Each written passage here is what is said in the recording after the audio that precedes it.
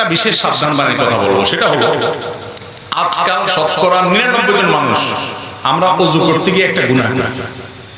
অনেক সময় ওযু করাটা নফল কাজের জন্য ওযু করতেছেন, শোয়ার জন্য ওযু করতেছেন, সেটা নফল, ফরজ না। রাতে ঘুমানোর সময় ওযু করে শোয়া সুন্নাত, তো সুন্নাত আমল করার জন্য করেছেন, সেটা ফরজ না। কিন্তু আপনি ওযু করতে গিয়ে একটা কবিরা গুনাহ করেছেন। ওযুটা সুন্নাত, সেটা করতে গিয়ে একটা কবিরা গুনাহ করে বসতেছেন। ম্যাক্সিমাম মানুষ আমরা অপরাধের সাথে জড়িত। সেটা কি? পানি অপচয়। পানির অপচয়। অপচয় করা কি সওয়াবের কাজ না গুনার কাজ? ছোট গুনাহ না বড় গুনাহ? আল্লাহ রাব্বুল আলামিন এটাকে বড় গুনাহ, কাবিরা গুনার মধ্যে রেখেছে অপচয়। আপনি পানি ব্যবহার করতে পারেন, নষ্ট করতে পারেন, প্রয়োজনের চাইতে অতিরিক্ত ব্যবহার করলে এটা অপচয়, এটা হারাম। আমরা অনেক ভাইরা আছেন ওযু করতে যে পরিমাণ পানি ব্যবহার করি, বিশেষ করে ট্যাপে তো ওযু করে আজকাল প্রায় সবাই, এই ট্যাপ চালাই দিয়া হাত ধোয়া শুরু থেকে নিয়ে পা ধোয়া পর্যন্ত যত পানি যায়, এগুলো যদি একটা বড় বালতিতে ধরে রাখেন, একদিন একটু ট্রাই করে দেখেন যে, এবং একটু চেক করে যে আমি কতগুলো পানি ব্যবহার করলাম ওযুতে, আপনি দেখেন প্রায় আধা বালতি বা তার চাইতে বেশি হয়ে যাবে ব্যবহার করা। ঠিক না বেঠিক? আর রাসূল আকরাম সাল্লাল্লাহু আলাইহি ওয়াসাল্লামের ওযুতে কত পানি লেগেছে জানেন? হাদিসে সে বিবরণ আছে। এখানে তো গ্লাস নাই, এখানে এই যে মনে করেন কাপটা আছে, এই কাপটাতে যে পরিমাণ পানি লাগবে তার চাইতে আরেকটু বেশি, আনুমানিক আর কি, এক্সাক্ট ধরেন এটা 2 কাপ। এই পানি দিয়ে তিনি ওযু কমপ্লিট করতেন, কিছু কম বেশ হবে কিন্তু এর বেশি না। ধরেন 1 গ্লাস আছে, 1 গ্লাস পানি দিয়ে ওযু করতেন। আপনি এবার চিন্তা করেন, মুখ হাত ধোয়া থেকে নিয়ে পা ধোয়া পর্যন্ত সব কাজগুলো যেভাবে বলেছি এভাবে করতেন, কিন্তু পানি লাগতো ওইটুকু, আর আপনার লাগতেছে আধা বালতি। তাহলে আপনি অপচয় করতেছেন না করতেছেন না? এখন যদি বলেন এইটুকু দিয়ে আমার ওযু কিভাবে সম্ভব, এখন যদি এখানে বড় একটা গামলা নিয়ে আসতেন আর একটা গ্লাস পানি নিয়ে আসতেন, তাহলে আমি দেখা যেতে পারতাম। গামলা তো আশেপাশে নাই মনে হয়, ইনশাআল্লাহ কোন এক সময় দেখাবো। ইউটিউবে অনেক ওলামা ইকরাম, বিশেষ করে আরবের অনেক ওলামা ইকরাম কিভাবে এই পানি দিয়ে নবীজি ওযু করতেন এটা দেখাই দিয়েছেন তারা হাতে কলমে। দেখে কোষে অল্প একটা কোষে পানি নেবেন, এই 1 কোষ পানিকে আপনি মুখে নিয়ে এবার ডল 3 বারে 3 কোষ পানি নেন, মুখ ধোয়া শেষ। হবে না? হবে না? ট্রাই করে দেখেন। কিন্তু আমরা অপচয় করি। এখন আপনি বলবেন হুজুর তখন পানির অভাব ছিল, মরুভূমিতে ছিলেন উনি, আমরা এখন বাংলাদেশে মাশাআল্লাহ নদীমাতৃক দেশ, আমাদের পানি তো পানির অত্যাচারে আমরা মাঝে মধ্যে বাড়ি ছাড়ি চলে যাওয়া লাগে। তো এখন এত পানি আছে, এখন কি ওয়াজ চলবে যে পানির অপচয় করা যাবে না? হ্যাঁ ভাই চলবে। আল্লাহ আপনাকে নিয়ামত দিয়েছেন, সেজন্য আপনি তাই বলে যা খুশি তা করবেন, প্রয়োজনের চেয়ে ব্যবহার করবেন, এই নিয়ামতের এই ব্যবহারের অনুমতি আল্লাহ দেন না। এইজন্য এক হাদিসে আসছে নবী সাল্লাল্লাহু আলাইহি ওয়াসাল্লাম, নদীতে যদি কেউ কি করে, নদীতে যদি কেউ পানি ব্যবহার করে ওযু করে, সেখানে পর্যন্ত সমুদ্রে পর্যন্ত পানি ব্যবহারের ক্ষেত্রে যেখানে পানির অভাব নেই সেখানেও যেন সে অপচয় না করে, সে বিষয়ে হাদিসে নির্দেশনা আসছে। তাহলে এখন আমাদের টেপে ট্যাঙ্কিতে অনেক পানি আছে, এই আশায় কি আমরা পানি অপচয় করব? মনে রাখবেন, অপচয়কারীকে অপচয় করার কারণে একসময় প্রায়শ্চিত্ত করতে হয়। টয়লেটে বসে বসে অযথা আপনার পানি ছাড়লেন অথবা টেপে পানি ছাড়লেন, একসময় দেখবেন যে আপনি টয়লেটে বসে মাশাআল্লাহ সব শেষ করে এখন পানিতে হাত দিয়ে দেখছেন টেপে পানি নাই। একবারে অপচয় করবেন, ওইটার জন্য আরেকবার ধরা খাবেন।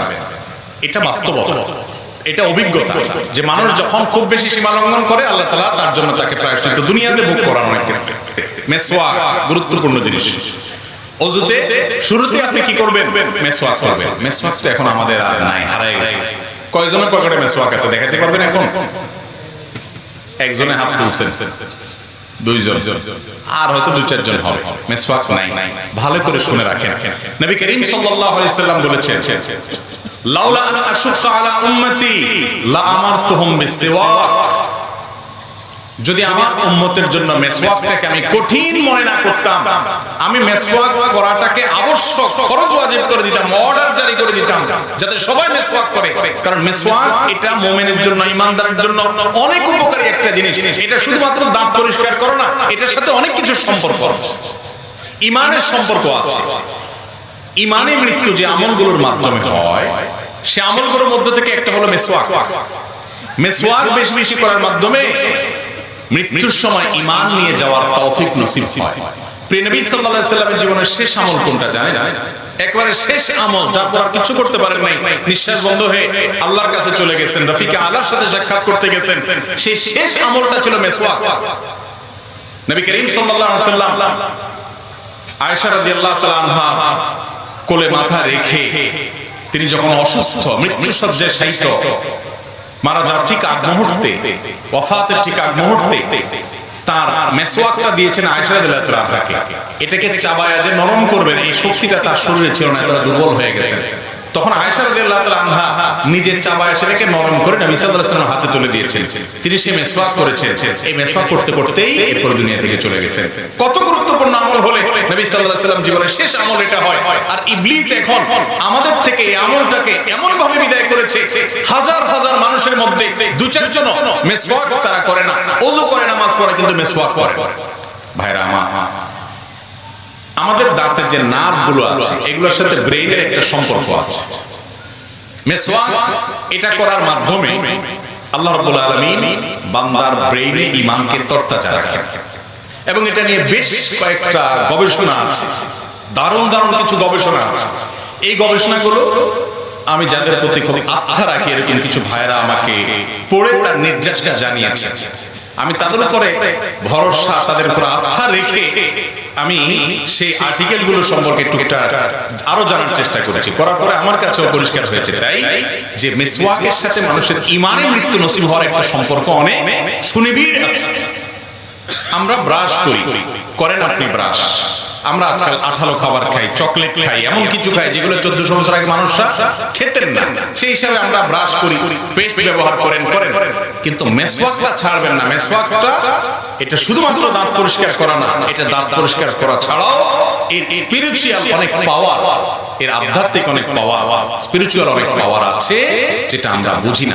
কিরকম হলে মেসওয়াকের কথা এভাবে বলেছেন? কেন ওযুতে তো কুলি করাও সুন্নাত। নবীজি তো বলেন নাই যে আমি যদি আমার উম্মতের জন্য কুলি করাটাকে কঠিন মনে না করতাম ফরজ করে দিতাম, তা তো বলেন নাই। নাকে পানি দেওয়াটাকে তো এভাবে বলেন নাই, অন্য সুন্নাতের কথা তো এভাবে বলেন নাই। এই মেসওয়াকের কথা এত গুরুত্ব দিয়ে বলেছেন। আরো মজার বিষয়, মেসওয়াক শুধু ওযুর সময় না, নামাজের সময় রাসূল আকরাম সাল্লাল্লাহু আলাইহি ওয়াসাল্লামের হাদিস থেকে নামাজের সময় মেসওয়াকের কথা বলা আছে। এইজন্য সৌদি আরবে গেলে, আপনার মক্কা মদিনায় গেলে দেখবেন আরাবিয়ানদেরকে তাদের পকেটে মেসওয়াক থাকে। ম্যাক্সিমাম আরাবিয়ানদেরকে নামাজে দাঁড়াইছে, তারা বাইর করে একামত দিচ্ছে, তারা দাঁতের উপরে মেসওয়াকটা দিয়ে ঘষে আবার সেটাকে রেখে দিচ্ছে পকেটে। খুব সিম্পল। কিন্তু ওই যে নামাজের সময় মেসওয়াক আছে, এটা শুধুমাত্র দাঁত পরিষ্কার করা না, দাঁত পরিষ্কার চাইলে অনেক বেশি কিছু নামাজে মনোযোগ আসার জন্য এটার উপকারিতা আছে। এর পাশাপাশি এই মেসওয়াকের আমলটা, এটা আপনি যখন শুতে যাবেন, আপনি যখন কারোর সাথে সাক্ষাৎ করতে যাবেন, বিভিন্ন জায়গায় মেসওয়াকের আমলটা করতে বলা হয়েছে।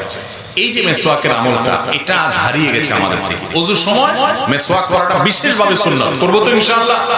গাছের ডাল রেখে দিবেন, একটু ঘষবেন এবং কিছুদিন পর পর পাল্টাবেন। জান্নাত চাইবেন আর একটু কষ্ট করতে পারবেন না? এই মেসওয়াকের উপকারিতা অনেক অনেক গুণ বেশি। এটা আল্লাহ তাআলা আমাদেরকে বুঝার তৌফিক দান করুন। আমার ব্যক্তিগতভাবে আমার বাসা মেসওয়াক বান্ডিল সহকারে আমি রাখি, বান্ডিল সহকারে, যাতে করে সব বাচ্চারা মেসওয়াক করার অভ্যাস গড়ে ওঠে। এবং এমন ভাবে রাখা হয় যাতে অনেকগুলো মেসওয়াক থাকে, কখনো টান যেন না পড়ে।